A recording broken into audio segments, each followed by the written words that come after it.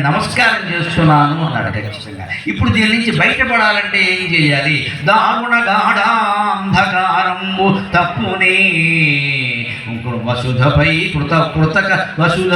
వసుధపై కృతకమౌ వార్త వలన దారుణ గాఢాంధకారంబు తప్పునే వసుధపై కృతకమౌ వార్త వలన దారుణ గాఢాంధకారంబు తప్పునే వసుధలో కృతదీపవార్త వలన వసుధలో కృతదీపవార్త వలన ఆకున్న మనుజుని ఆకలి తీరునే ఘన సరసాన్న వర్ణనము వలన నెరిపేదవాని పేదరికంబు భోగునే నెరిపేదవాని పేదరికంబు భోగునే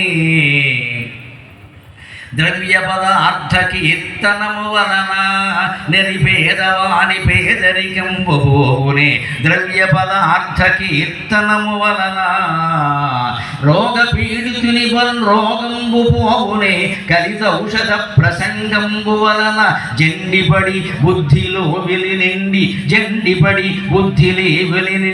మిగుల దట్టమగునట్టి అజ్ఞానతమము తెగునే మిగుల దట్టమగునట్టి అజ్ఞానతమము తెగునే మిగుల దట్టమగునట్టి అజ్ఞానతమము తెగునే జండిపడి బుద్ధిలో వెలినిండి వెలుగు మిగుల దట్టమైనట్టి అజ్ఞానతమము తెగునే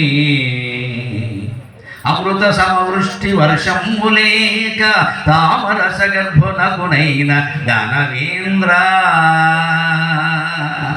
అజ్ఞానం పోవాలంటే ఏం చేయాలి? దీనికి ప్రేరణ కలిగించిన పద్యం భాగవతంలో ఉంటుంది. ఇక్కడ ఆ పద్యం ప్రేరణగా ఇది రాశాడు. దారుణ గాఢంధకారంబు తీరునే వసుధపై కృతదీపవార్త వలన.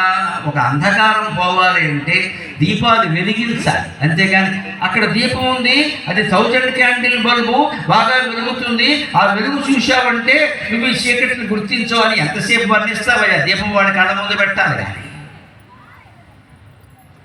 అలాగే జీవితంలో ఫలిత యోగానుభవ దృష్టి వలనగాక తర్కిత విచిత్ర శబ్దబోధంబు వలన పోవునే ఫలిత యోగానుభవ దృష్టి వలనగాక.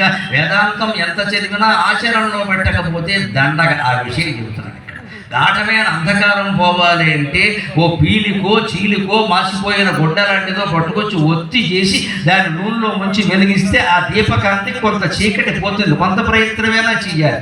లేదు పెద్ద బల్బు వేయగలిగితే మంచిదే, అది వెయ్యాలి. అంతేకాని చీకటిలో కూర్చొని మాట్లాడుకుంటూ వెలుగు గొప్పతనం గురించి చెప్పుకుంటే చీకటి తీరదండి. దాన్ని ఆచరించాలి, దీపం పెట్టాలి అక్కడ.